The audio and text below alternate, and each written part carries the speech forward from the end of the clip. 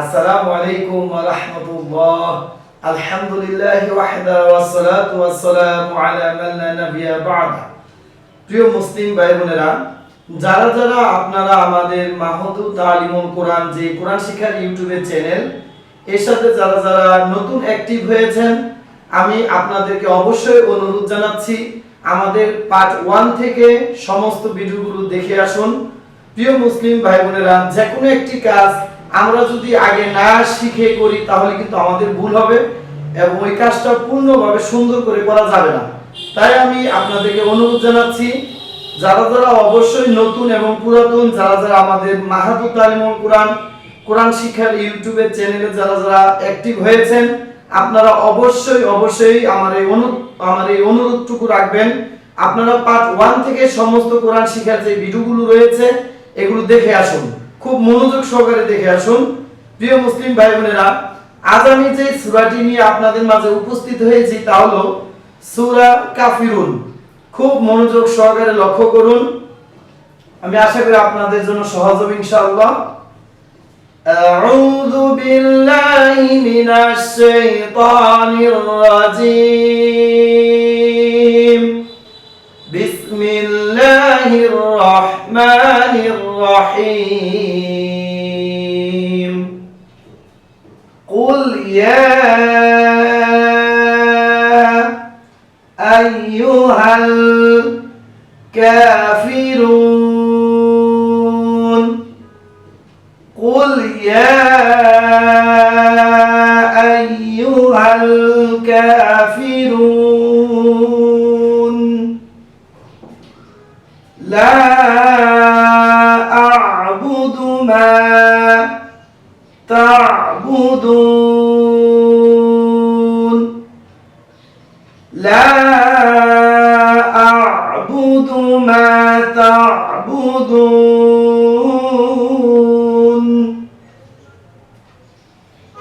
ওয়ালা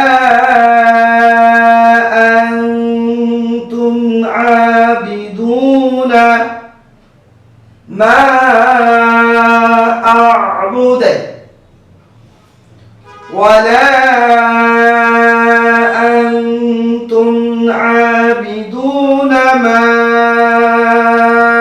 আ'বুদু ওয়ালা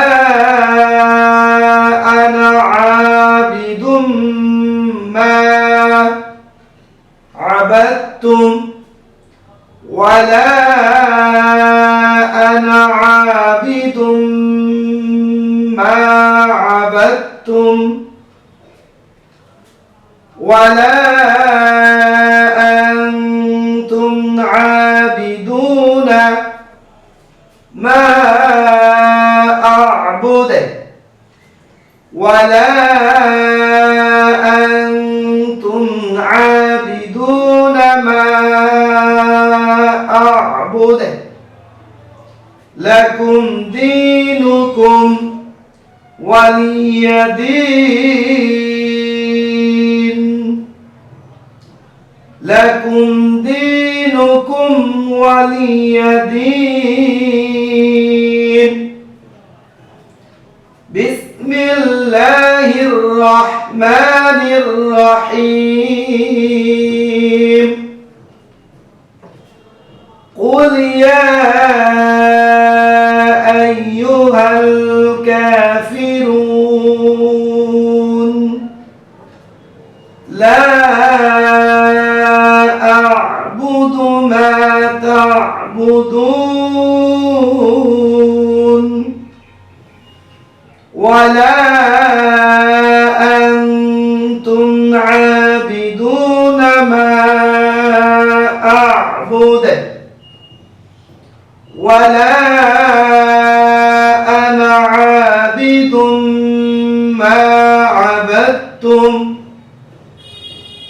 ওয়ালা আনতুম আবিদুনা মা আ'বুদু লাকুম দীনুকুম ওয়ালিয়া দীন।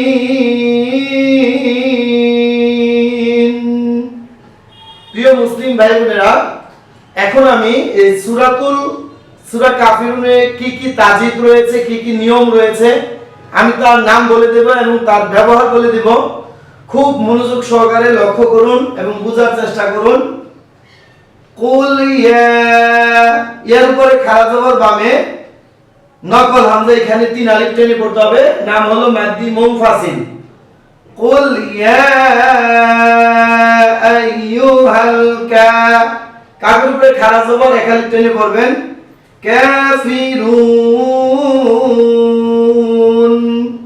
পেশের বাম পাশে জজমুলা ওয়াও মাদ্দের হরফ, এর বামে নুন, নুনে আমরা ওয়াকফ করেছি, এখানে 3 আলিফ টেনে পড়তে হবে, নাম হলো মাদ্দে আরদুন। লা,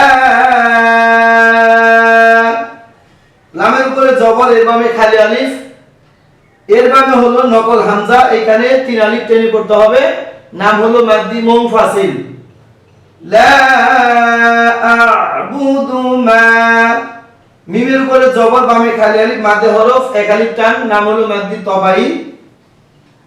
তা'বুদুন, পেশের বাম পাশে জজমুলা ওয়াও মাদ্দের হরফ, এর বামে নুন, নুনের উপর আমরা ওয়াকফ করেছি, এই কারণে 3 আলিফ টেনে পড়তে হবে, নাম হলো মাদ্দি আরদুন।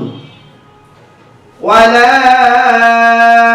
লামের উপরে জবর, এর বামে খালি আলিফ, মাদ্দের হরফ, এর বামে নকল হামজা রয়েছে, এখানে 3 আলিফ টেনে পড়তে হবে, নাম হলো মাদ্দি মুনফাসিল।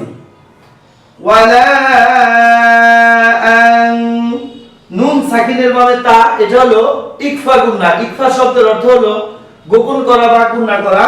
ইকফার হলো 15টি, তা, সা, জিম, দাল, জাল, জা, সিন, শিন, সাদ, দাদ, ত, দ, ফা, কফ, কাফ।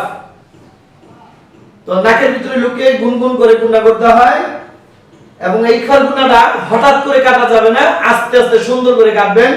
লক্ষ্য করুন, আমি পড়িয়ে দিচ্ছি। ওয়ালা আনতুম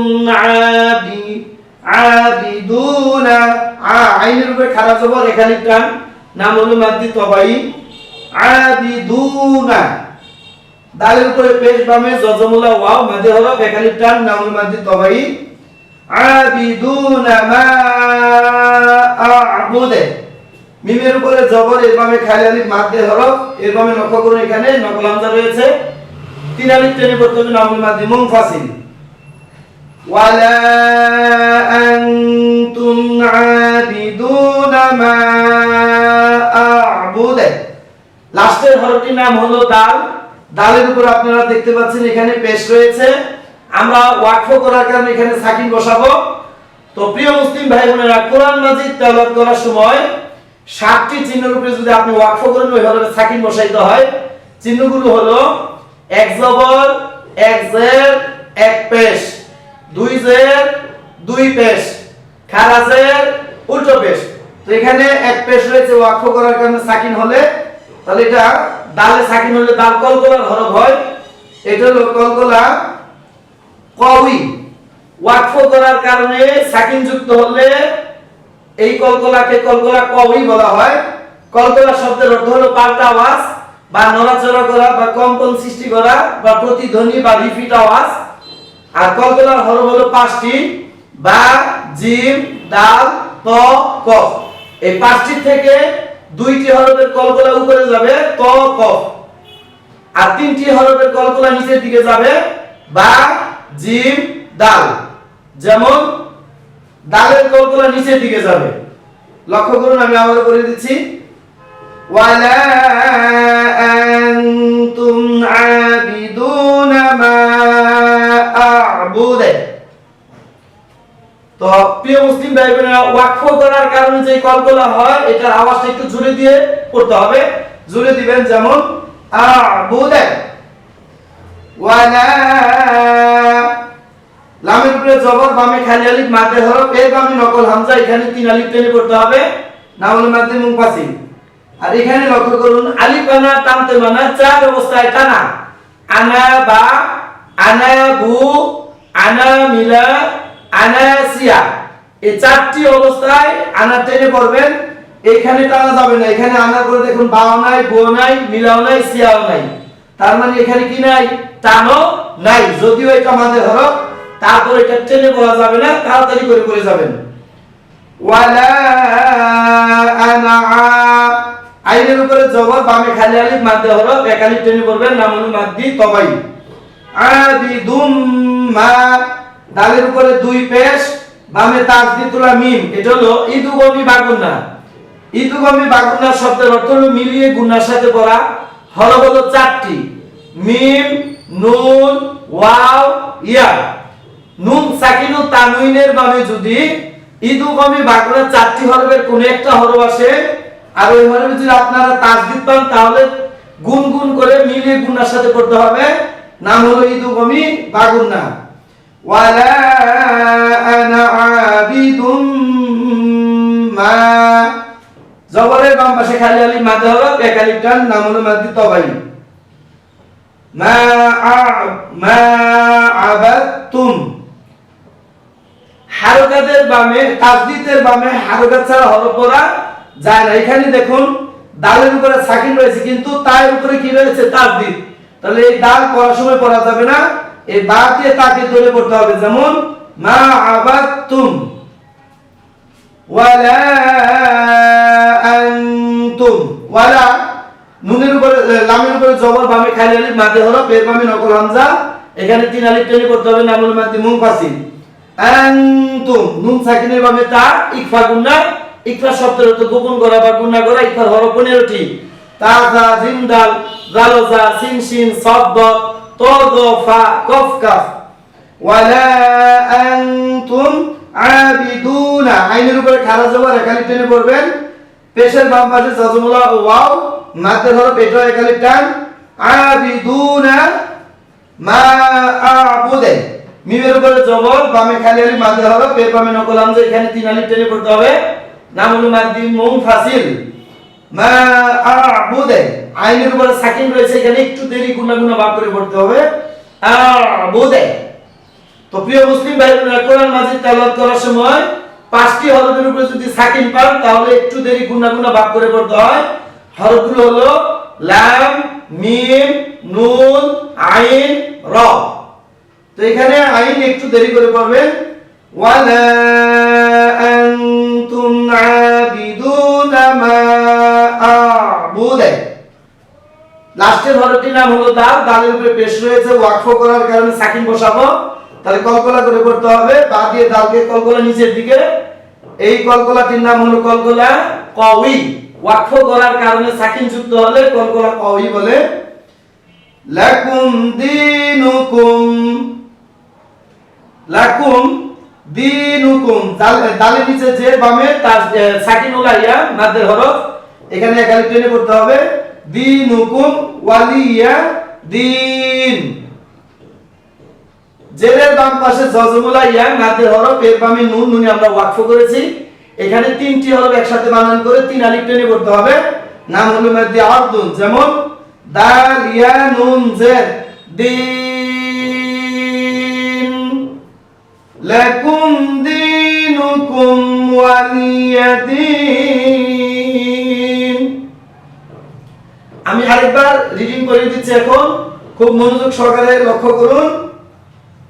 বিসমিল্লাহির রহমানির রহিম। কুল ইয়া আইয়ুহাল কাফিরুন লা আ'বুদু মা তা'বুদুন ওয়ালা আনতুম আবিদুনা মা আ'বুদু ওয়ালা আনা আবিদুম মা আবাদতুম ওয়ালা আনতুম আবিদুনা মা আ'বুদু লাকুম দীনুকুম ওয়ালিয়া দীন। প্রিয় মুসলিম ভাই বোনেরা, আপনারা বিশুদ্ধভাবে কোরআন পড়া গ্রহণ করুন, চেষ্টা করুন, আল্লাহ আপনাদের জন্য সহজ করুন। প্রিয় মুসলিম ভাই বোনেরা, আপনারা আমার এই পড়াগুলো নিজেরা দেখুন এবং শিখুন, অন্য দিনই মুসলিম ভাই বোনদেরকে দেখার এবং শেখার সুযোগ করে দিন। আসসালামু আলাইকুম ওয়া রাহমাতুল্লাহ।